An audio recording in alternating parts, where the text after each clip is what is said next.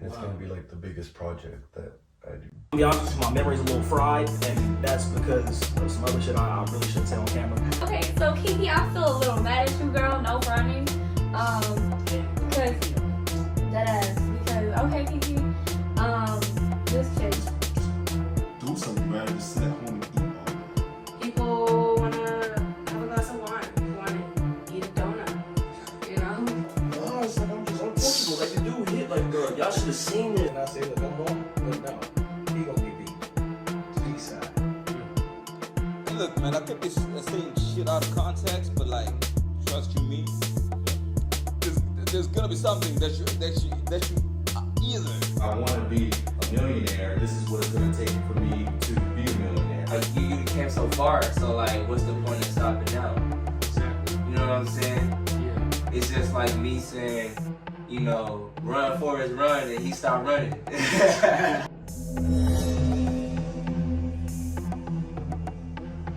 Hello everyone, welcome to yet another episode of Transparent Podcast. I have a very, very special guest with me today. If you could, please introduce yourself to them, let them know your name and then where you're from. Hi, my name is Lupita IG, and I am from Puerto Vallarta, Jalisco, but I was raised here in Colorado Springs. Okay, sweet. First off, I just want to thank you for, letting us film this in your beautiful studio. Of course. And taking the time to talk with us today.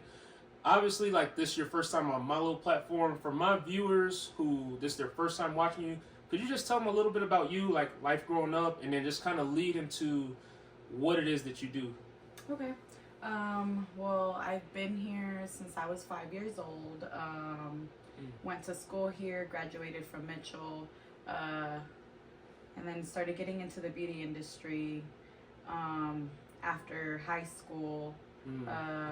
My main goal was always permanent makeup, but looking more into it, I realized that I had to go to esthetician school first and get licensed there. And then after that, it was about a 7-month course.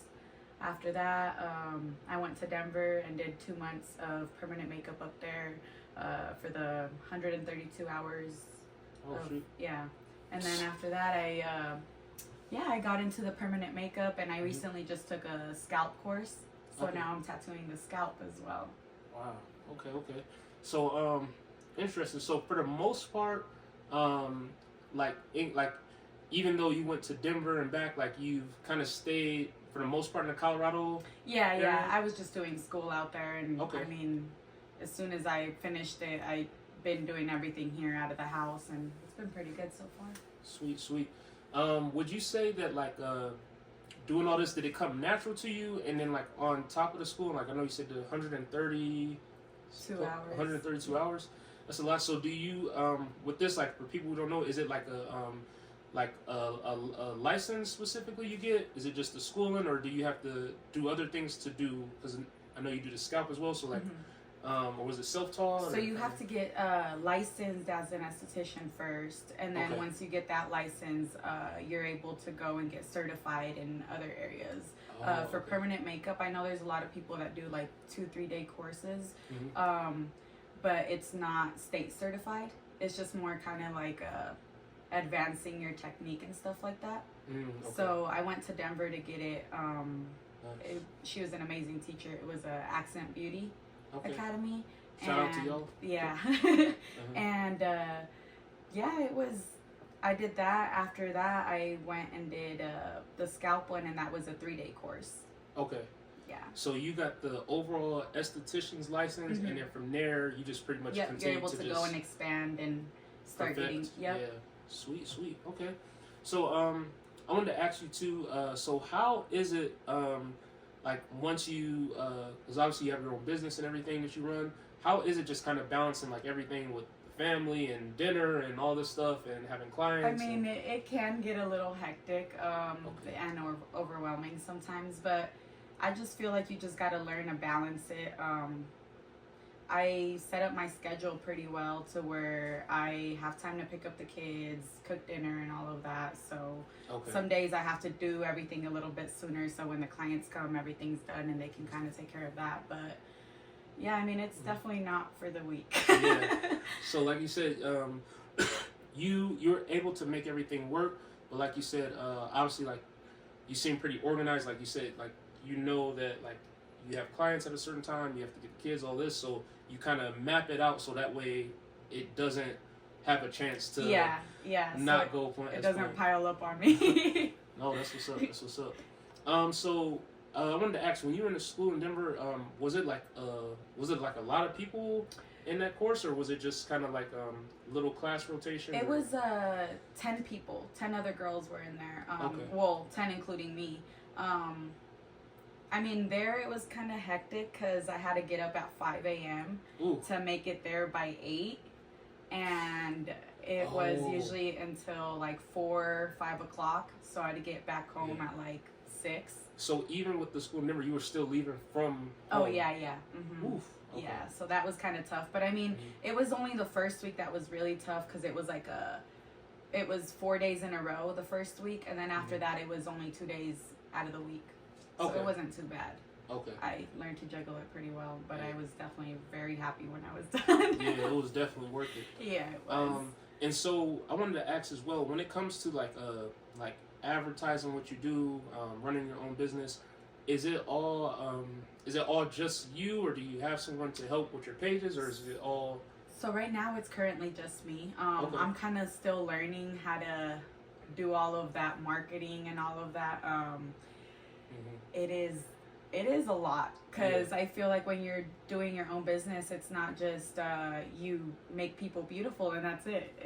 There is a lot of background stuff that goes. I mean, organizing the schedule, marketing, supplies, and even like, because I wanted to do everything legit, so I got the insurance and all of that stuff. So it's setting a up lot. the foundation. Yeah, definitely. I mean, important. And even before I actually opened up the business, there was a lot, like months before that I was putting into everything, into organizing and knowing what it was that I needed to do and everything. So yeah, it's definitely not. And could you I know I like that, could you talk to maybe any like women out there that may possibly be looking to get into something similar to what you do, as far as like the importance of not rushing it, and like you said, like months before you even like opened up, you were already game planning, trying to get everything in order. Tell them like just a little bit about, especially like maybe the younger crowd, on like building something solid to where you have a solid foundation first, and not, I don't know, taking shortcuts or and just the benefits of like how it will last and things like that. And I mean, and I'm still growing too, and I'm learning as I go. But I definitely say, if you're thinking about it, just do it. That's like the hardest thing to do, is start. Yeah. But you got to start somewhere. If not, it's just always going to be an idea in your head. And that was really what was the hardest part for me, was starting. When I went to school, I just went and took a tour. And I remember I was like, I'm going to put some money down right now. And they're like, well, you don't have to. And I was like, yes, but this kind of like pushes me to, now you have no choice. I dropped $5,000 on it, and now I'm like, I can't just say, oh, never mind, So if you're thinking about it, just do it. I know it's a growing industry and there's a lot of people doing it, but I feel like there's always room for someone else, And it's a great feeling, making people feel beautiful, I don't know, I say definitely put some thought into it. Don't just jump into it without knowing what you're doing or like your research. Definitely organize yourself. The organization that you touched on sounds key, because like you said, especially if you have a whole family and everything, it's it's not easy. Picking up the kids from school, whatever, and you could be in the middle of like a client, and then you gotta leave, but it's definitely doable. It's definitely doable. Yes.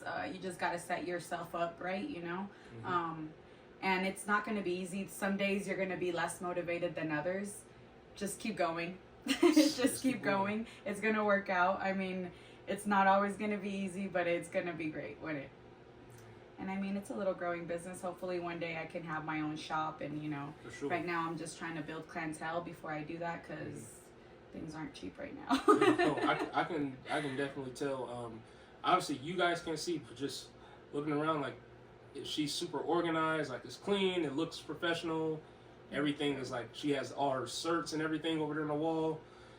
So everything is, you know, it looks like the hard work paid off. Thank and you. that it'll, you know, in the long run be sustainable and something Yes, that like I'm hoping. you can, like you said, take and expand and just go from there and maybe, man, I don't know, start hiring and have a whole team. Yeah, that's the goal. Yeah. I wanted to ask too. So, going back, like if you can kind of rewind, the 18-year-old you, like going back, would you do anything differently when it comes to kind of like the business aspect, or do you think that the way you did things is kind of the way you would do things now, knowing what you know now, how everything went? Is there anything you would change or?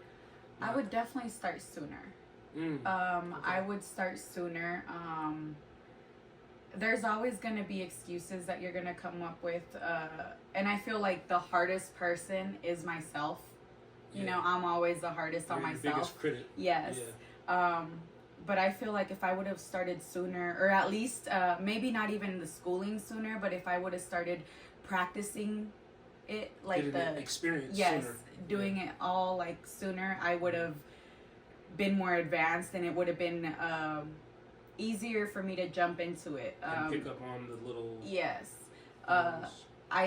I had this idea for a while in my head, and I just kind of never went into it. COVID hit, and then it was just like, Yeah, when that hit, that, especially running something like you do, where you're like a face-to-face, you know? Yeah, that was out the window. So after COVID, I still had that idea in my head, and I just kept putting it off, like, oh, what if this, what if that, and my man was just like, just do it. Like, what is stopping you? And I'm like, nothing. I'm just finding excuses for myself. Hey, shout out to him. Yeah, seriously. He's the one that helped me do all of this, so I appreciate that. Sometimes it's really the support around you. Mm-hmm. You know, all you need is that little kick in the back, like, hey, just go and do it. Yeah, I definitely feel that. And I definitely could say I have some buddies and things like that you know, they'd be like, hey, do this, or they're like, hey, we haven't seen you haven't dropped the podcast. Hurry up. I'm like, all right. I'm like, yeah, it pushes you to do that. And I mean, you need that sometimes, you know? Yeah, I definitely do need it, for sure. Yeah.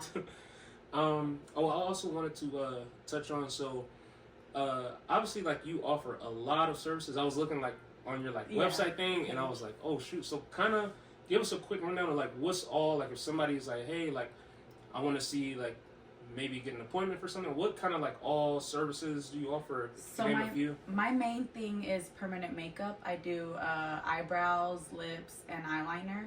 Mm-hmm. And then I'm doing the scalp now as well. But I also do lash lifts, brow laminations, brow tinting.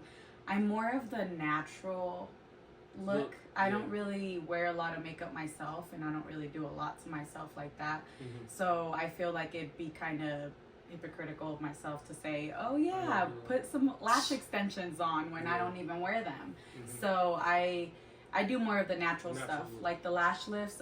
It like curls your, it's like a perm for your lashes, and they last like 4 to 6 weeks. So it's something like low maintenance. Permanent makeup, it is a little bit more permanent, but once it's healed, it looks natural. So I'm not going for anything like crazy or like the long extensions or anything like that. It's a growing business though, and everyone that does that, I'm like, props to them, because it definitely it takes a lot of time, and it's very tedious. So shout out to them for doing that. But you like to keep it more natural? Yeah, just more natural. I do facials as well, and that's just more relaxing. Yeah, but that's pretty much it. Sweet. Well, that's a nice little variety of different things people could choose from. Like she said, she's in the business of getting people beautiful. Yep, enhancing beauty. The natural beauty. But no, that sounds good. And lastly, could you just kind of give any just overall advice to specifically speaking to women out there who say they have the experience, have kind of been kind of getting like some practice on doing some of like the different things that you do, but they're not as far as you yet, as far as like getting the certifications or opening a business, and just some overall just advice for them, and some advice to people who are in the business but maybe they're tired, they got a lot of going on with the schedule and things like that. Just some words of advice to both groups of women out there, those who just starting and those who are kind of maybe just need a little pick-me-up. Yeah. Just keep going. That's the main piece of advice, I guess. Just keep going and stay motivated. Sometimes you kind of got to motivate yourself. I know starting off, it's always, you're going to start with a little bit of likes and all of that, but don't let that bring you down. Eventually, you're going to build up that clientele. Just keep doing it. And if you're thinking about doing it, do it now. I'm like, the sooner the better, for sure. Yeah, I mean, very simple. Very simple. I like it. But Two, do you have anybody you want to shout out at all, or my man for doing it all, for helping me out with school? I mean, it wouldn't be possible without him, because he's the one that was, you know, helping me with the kids, picking them up when I couldn't, and all of that. So, yeah. That's what's up. And lastly, if anybody wants to get in touch with you, say they saw this and they're like, oh shoot, I want to schedule an appointment ASAP, where can they find you? What are your links, websites, socials, anything you want to show? So I'm on Facebook under Debbie Beauty, and then I'm also on Instagram, Debbie Beauty 27. And then if you want to follow my personal page as well, it's Lupita 719, and I post on both. Okay. I've been kind of slacking on the Facebook part. Me It's too. easier to upload on Instagram. Yeah, I'm more of an IG guy. Yeah, but yeah, that's where you could find me. And then there's links on there if you guys want to go and book an appointment. And you guys can always feel free to reach out to me with questions or whatever it is. We can book through me, whatever it is that you guys want to do. Sweet, sweet. Well, on camera, I want to say thank you for taking the time to talk with us today, provide them a little bit about what you do. Thank you for having me. For sure, for sure. And to all the viewers out there, we want to thank you for tuning in and watching yet another episode of Transparent Podcast, and we'll see you guys later. Thank you. Let me go deeper. Not enough likes on Instagram. You could keep making video for likes. It's not enough. Eventually, it's going to betray you. Sometimes while we're expecting heaven to move, heaven is expecting us to move. Parents, carry y'all kids to church so they can hear the word.